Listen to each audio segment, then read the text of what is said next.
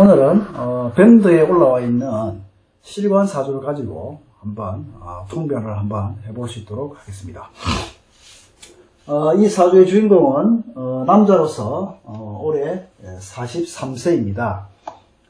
병진, 신축, 갑술, 정묘 이렇게 팔자의 구조를 하고 있고, 대운은 순행이죠. 이민, 계묘, 갑진, 을사, 인묘진, 사오미, 신유술 이렇게 가고 있다라고 볼 수 있겠습니다. 자, 천을기인을 보면 갑은 축인데 천을기인의 축을 하나 가지고 있죠. 월치의 축을 천을기인으로 가지고 있고, 공망은 신유가 공망인데 이 사주에는 현재 없습니다. 투관한 격은 축에서 올라온 신금이 정관으로서 정관격을 이루고 있습니다. 그 다음 오행의 대세를 한번 보겠습니다. 목이 하나, 두 개가 있고, 화가 하나, 두 개, 그리고 토가 하나, 둘, 세 개가 있습니다. 그 다음에 금이 하나를 가지고 있고, 그 다음에 수는 현재 이 사주 팔자에는 없습니다. 그렇지만 지장간에 축중계수, 진중계수 해서 지장간에 이렇게 가지고 있다라고 볼 수가 있겠죠. 자, 이 사주에서 이제 무상론의 관점에서 보면 어떤 계절을 또 중요시 여기고, 그 계절에 따라서 생명체가 어떠한 환경에 처해져 있는가를 보는 것이 가장 우선적인 부분입니다. 그래서 마치 이제 사주팔자라고 하는 것은 우리가 지구상에 살아있는 생명체로서 마치 화초를 키우듯이, 혹은 꽃나무를 키우듯이, 혹은 나무를 키우는 것과 같이 하나의 생명체가 태동해서 그것이 성장하고 열매 맺고, 그리고 다시 그 열매가 떨어지고 걸음으로 돌아가고 하는 그런 어떤 반복적인 그런 동작을 통해서 생명체가 생장 소멸을 하게 되죠. 그러면 결국은 지구상에 처해 있는 그 환경의 인자를 잘 봐야 되는 부분입니다. 환경의 인자는 특히나 어떤 계절의 어떤 그런 요소라고 볼 수가 있겠죠. 이 사주 명제로 일단 계절을 한번 보겠습니다. 축월에 태어났습니다. 해자축, 겨울을 겨울 마지막 자락이라고 볼 수 있겠죠. 축월에 갑목으로 태어났습니다. 축월에 갑목으로 태어났고, 신금이 격으로서 이렇게 투관되어 있죠. 자, 이 사주에 이제 좀 눈여겨볼 게 뭐냐면, 일단 수가 없다는 부분은 있습니다. 수가 없다는 부분들이 있다는 것을 먼저 좀 상기해 두시고. 자, 이 갑목이 겨울에는 이제 목이라고 하는 것이 계절마다의 로직이 있습니다. 봄에는 활짝 피어야 될 꽃이고, 여름에는 가지를 뻗고, 그리고 잎이 무성하고 광합성을 하는 그러한 열매를 맺기 하는 그러한 목이고, 가을이 되면 열매를 숙성시키고 익히고, 그리고 제목이 되기 위한 어떤 그러한 제목이 되기 위한 그런 목이고, 겨울은 땔감이고, 그리고 겨울의 목은 씨앗이라고 이렇게 표현합니다. 그래서 인묘진 봄의 목은 화를 바라보면서 확 성장해야 되겠죠. 그 다음에 여름의 목은 수기의 도움을 입어서 열매 맺게 하고 끊임없이 성장을 해야 됩니다. 가을은 성장보다는 이제 연장을 가지고 열매를 따야 되는 그러한 상황이 목의 어떤 형상이 되겠죠. 그다음에 겨울은 이 목은 하나의 씨앗입니다. 씨앗. 자, 겨울에 씨앗은 따뜻하게 잘 보존이 돼야 됩니다. 우리가 처마 밑에 옥수수를 매달아 놓기도 하고, 그 다음에 씨앗이 얼어 죽지 않기 위해서 우리가 따뜻한 방에 이렇게 이제 보관을 해두죠. 그처럼 겨울 해자축월의 목은 씨앗으로 이렇게 볼 수 있습니다. 첫 번째, 그 다음에 두 번째, 축축한 물기가 있는 목이죠. 그러면 이끼로도 볼 수 있습니다. 이끼. 그 다음에 새벽에 있는 목이다. 그 다음에 어둠 속에 있는 목이다. 그러니까 밤에 피는 꽃이다. 이렇게도 이제 표현을 할 수 있겠죠. 그래서 물상의 관점에서 여러 가지의 어떤 그런 상들을 한번 그려볼 수가 있고, 거기에 대한 역할론을 또 부여를 해야 됩니다. 그러면 겨울에 목은 씨앗으로서 따뜻하게 잘 보호를 받아야 됩니다.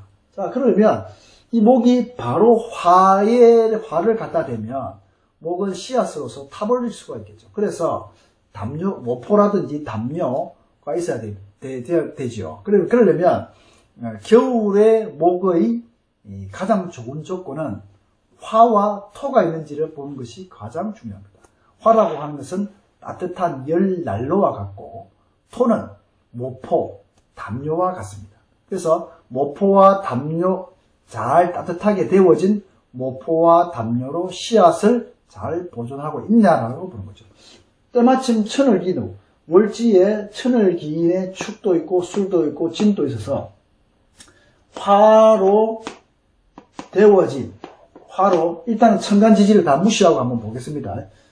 화 더하기 토로서 목을 보호한다. 구조적으로 되어 있죠. 그래서 이 사주가 겨울 사주로서의 어떤 그런 역할론으로서는 적합하다고 볼 수 있죠. 자, 그 다음에 이 해자축에서 해월, 자월의 겨울과 축월의 겨울은 또 조금 다릅니다.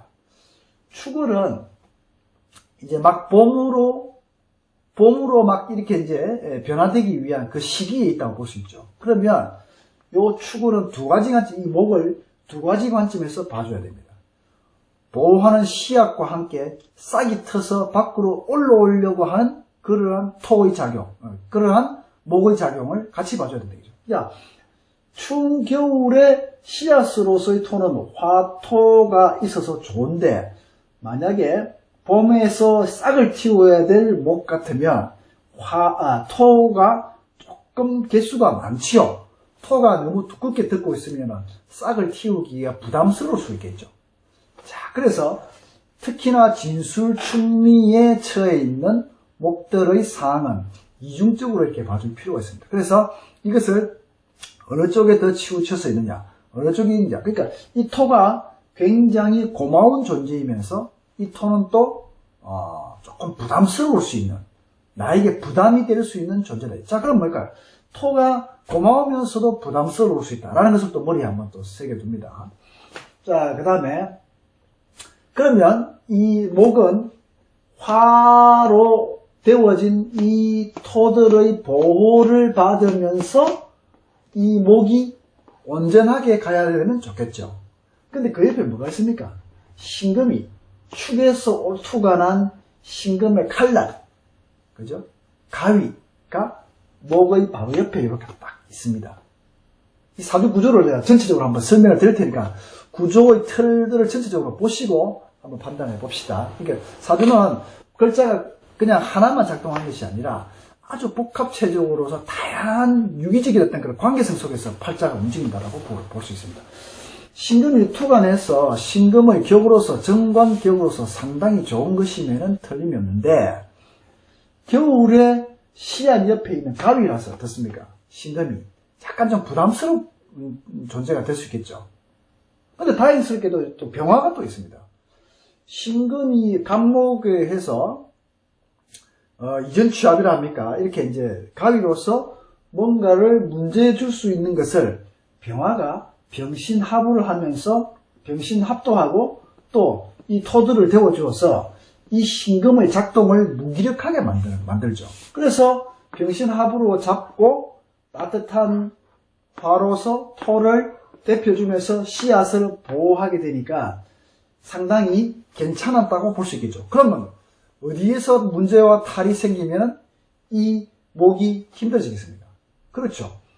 이 신금이 작동하게 되면 이 사주에서는 이 토와 이 신금이 작동을 하게 되면 이 목한테는 상당히 부담스러운 상태가 될 수 있습니다. 자, 이 신금이 병화의 합작용을 해서 신금이 작동하는 것을 딱 잡고 있었다는 얘기죠. 그런데 이 신금이 작동을 하게 되면 문제가 발생할 수 있고, 그 다음에 이 토들이 축술형을 일으키고 축진파를 일으킵니다. 자, 토는 표피, 피부, 그 다음에 보호, 담요, 그 다음에 변화, 변속, 중재의자, 중재하죠. 중재를 하고, 또 이 축이 물상으로 들어가면 우리 장기를 의미합니다. 해자축은 수기를 먹고 있는 밑에니까 해자축은 어디가 되겠습니까? 방광이라든지, 그 다음에 우리가 이제 배설하는 부분을 해자축으로 볼 수 있죠. 그 다음에 진은 뭡니까? 위쪽에 있는 장기들, 위장이라든지, 그죠? 위쪽에 있는 장기들. 그 다음에 술이라고 하는 것도 있습니까? 여기 췌장이라든지, 이런, 이 토들, 습기를 머금고 있는 토다, 이거지. 습기를 머금고 있는 토. 우리 몸에서 토는 이 중재 역할을 하는 장기들로 다 볼 수 있습니다. 그럼 축술형을 읽고 축진파를 하고 있다 하면, 이제, 형적인 작용, 이런 작용들로 말미암은, 어떤 약간의 어떤 그런 에너지의 왜곡 작용이 있을 수 있겠죠. 그리고 이제, 이 축술형이라든지 축진파가 있을 경우에는, 땅을 파헤친다, 파디빈다, 형질을 변경시킨다. 그래서 기술직을 의미하기도 하고, 그 다음에 법무, 사법, 그 다음에 이 땅을 파헤치는 부동산, 이런 계통. 그 다음에 이제 뭐, 여러 가지 이제 어떤 그런, 형질의 변경을 줄 수 있는. 이것도 가죽을 의미하게 되면, 가죽을 잘라서 재단하는, 그러니까 옷이라든지, 이런 것들도 의미할 수가 있죠. 그래서, 이러한 것을 가지고 있는 사주에, 결국은 이것이 기술로서 난 식상을 쓰는데, 이것이 형질의 변경, 기술력으로 발동되는 그러한 하나의 명조였다라고 보죠. 그래서 이제 전문 기술 쪽에 어떤 그런 기술자였다고 합니다. 기술자이죠. 그래서 이제 이 사주가 대운을 보면 인묘진에 와서 지나서 36대운부터 을사대운에 와 있습니다. 을사대운에 와서 지금 43세니까 이제 병호대운을 좀 남겨두고 있지요. 자, 아까 처음에 말씀드린 것처럼 이 사주가 수기가 없습니다. 인묘진까지는 수기가 없는 것에 대한 큰 어떤 부담스러움 이런 건 없습니다. 자, 대운이 사대운에 왔죠. 사대운은 이 대운의 역할 중에 보면 여러 가지가 있는 걸 제가 많이 설명을 드렸는데, 첫 번째 에너지 운동성으로 한번 봅시다. 자, 우리가 손을 쥐었을 때 손을 펴었다 쥔다고 보면 인묘진 펼치죠. 펼친다. 자, 펼친다. 에너지 운동성 펼친다. 그 다음에 밝은 곳으로 나아간다. 그 다음에 여름이 된다. 그 다음에 세상에 들추어낸다. 그리고 밖으로 나아간다. 그리고 활발하게 움직인다. 땀을 흘린다. 이런 의미가 이제 사의 그런 의미가 될 수 있겠죠. 자, 그렇다 보면 이 사의 여름에 와서 이 에너지, 지지에 가지고 있는 에너지의 운동성은 다 어떻게 되겠습니까? 사가 와서 목생화가 될 것이고, 술이 인묘진, 사오미, 신유, 술인데, 사가 와서 술의 에너지를 무기력하게 만들어요. 그래서 사실 원진이 되는 거죠. 사라고 하는 헤드라이트를 술이라고 하는 어두운 공간에 비추는 물상입니다. 그 다음에 사유축, 금국이 되죠. 축도, 이 축의 에너지도 사가 와서 무기력하기도 하지만 사유축, 금국을 이룹니다. 자, 금국을 이루면서 신금의 에너지 작동력을 강하게 만들겠죠. 자, 그 다음에 진사는 라망의 어떤 그런 글자가 되겠습니다. 자, 그러면 이 사주가 기해년이 딱 되면서 이 병신합을 통해 이제 사가 있으니까 이 병정화의 에너지의 힘들이 커지겠죠. 반면에 이 신금은 조금 무기력해질 수는 있습니다. 그렇지만 지지의 뿌리가 사유축 금국으로서 이 신금의 뿌리 역할을 또 해줄 수도 있는 거죠. 그 상태에서 기해년이 딱 되면 이제 지금 문제의 발달은 이미 신유술 금기가 강했던 신유술년에 그러한 어떤 현상들이 발생을 했다라고 보죠. 왜냐하면 금기가 강하게 신금의 에너지가 강해져서 이 간목에 상처 주는 그런 물상으로 이제 갈 수 있기 때문에 신유술년에 이미 그러한 에너지 작동력이 있었는데, 기해년이 와서 기토는 땅이면서 또 구름입니다. 구름. 기토가 병화에 구름을 갈아버리니까 신금이 자기 본연의 에너지의 힘을 내겠죠. 그죠? 그런 다음에 기토는 갑기합을 또 합니다. 갑기합을 한다는 얘기는 쪽바로 서 있는 갑을 기토가 와가지고 이렇게 비스듬하게 만든다는 거예요. 그렇죠? 그래서 이 기토 작용이 병화의 에너지를 구름으로 가르고 갑기 합작용으로 말미암아 이 갑을 비스듬하게 만들고 그 다음에 지지 해묘목을 함으로써 목기도 튀어오르게 만들죠. 목기도 오르게 만들고 목기가 오르면서 굽어지고 신금이 병신합하고 있던 것을 구름을 가려버리니까 신금도 딱 올라오게 됩니다. 그렇죠? 그러면 어떻게 되겠습니까? 이 신금과 갑목의 관계성이 있어서 뭔가 삐걱거리는 문제가 갈기와 칼날이 될 수 있죠. 문제 발생했죠. 거기에다가 대운의 천간의 을을 보면 등나개갑으로 이 갑목을 또 감고 있는 무상입니다. 그러니까 뭡니까? 기토가 와서 갑기하면서 등나개갑하고 구름으로서 가리게 되니까 이 신금과 갑목의 작동이 서로 발생하게 되겠죠. 그럼 어떻게 되겠습니까? 이 신금과 갑목으로 말미암은 어떤 에너지의 강한 작동으로 좀 문제가 발생할 수 있다고 봐야죠. 특히나 여기에 가지고 있는 축술형, 이 장기, 그죠? 장기, 그 다음에 축진파 하는 어떤 장기에 있어서의 어떤 그런 작동들이 갑기, 이 신금을 통해서 갑목을 잘라내는 그런 무상으로 이렇게 올라와 있죠. 그래서 아마 이게 제가 보기에는 이제 직장암 초기로 이렇게 이제 판정을 받았다는데 수술은 해야 될 것 같습니다. 수술을 하고 꾸준한 관리가 되죠. 자, 보면은 수기운이 없죠. 이제 이 목이 축축한 밤에 혹은 축축한 땅에 혹은 겨울에 있던 씨앗이고 목이었습니다. 임묘진을 거치면서 크고 성장하고 확 커지는 여름으로 왔죠. 그럼 수기운이 필요하죠. 수기가. 예. 근데 이 사주에서 지금 수기가 좀 부족하다고 볼 수 있죠. 그러니까 수기의 부족으로 말미암은 그런 것이 있는데 올해 기해년에도 해수는 수기가 또 들어왔습니다.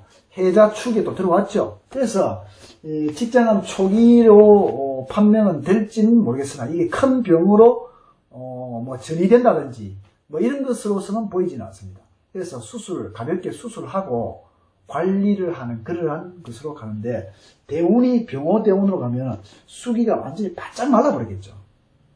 그래서 46세부터는 더욱더 이러한 수기의 에너지를 취할 수 있는 관리, 이때는 이제 병호가 되면은 가장 더운 여름에 병화가 떠 있기 때문에 가장 때약볕이라고 했습니다. 그러면 이 사주 자체에서 어떤 수기 부족으로 말미암은 이 조금 관리에 된 그런 끊임없이 물을 뿌려주고 그 다음에 화초를 관리하듯이 수도관에 물을 대어서 계속 물을 뿌려줘야 되는 그런 작용이 있어야 되겠죠. 그래서 이러한 관리의 46세부터는 관리 되지 않느냐 이렇게 생각이 되어지고 그 다음에 이제 올해가 기해년, 내년이 경자년이 됩니다.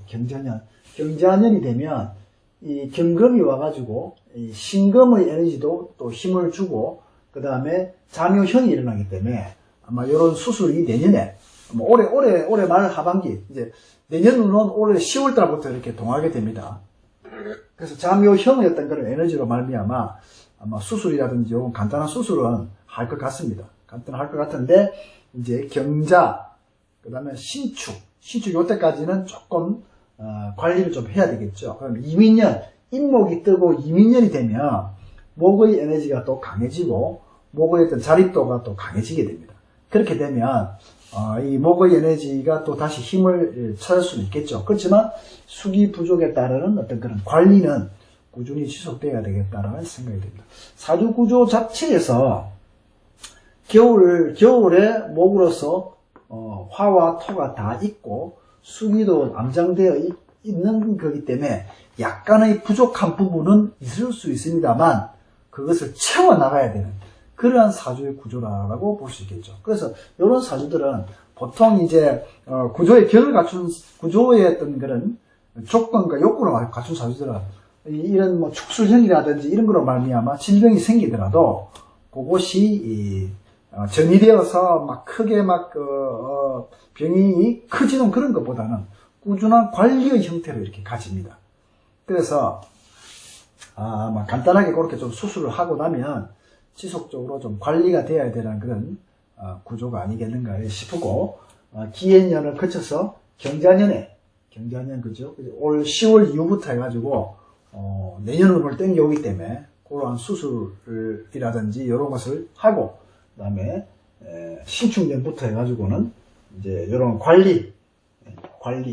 관리가 지속적으로 돼야 되지 않나 싶고, 46세 대원 되면 병호대원 한여름에 와 있기 때문에 수기의 부족한 부분을 굉장히 요구하게 되겠죠. 그래서 그러한 부분, 너무 뜨겁게 되면은 이 토들이 바짝 말라버린단 말이죠. 한여름 되면 땅이 쩍쩍 갈라지고 땅이 이제 막 수기가 없어지지 않습니까? 그러니까 논에 물을 대듯이 그러한 지속적인 관리가 되어줘야 되고 하는 그러한 구조로 보입니다. 그래서 전체적인 사주의 구조와 그리고 대운의 흐름을 이렇게 쭉 살펴봤는데, 아마 좀 잘 초기 수술을 통해서 잘 관리하시면 아마 괜찮을 것으로 이렇게 보입니다. 자, 이상으로 사주 설명을 마치도록 하겠습니다. 감사합니다.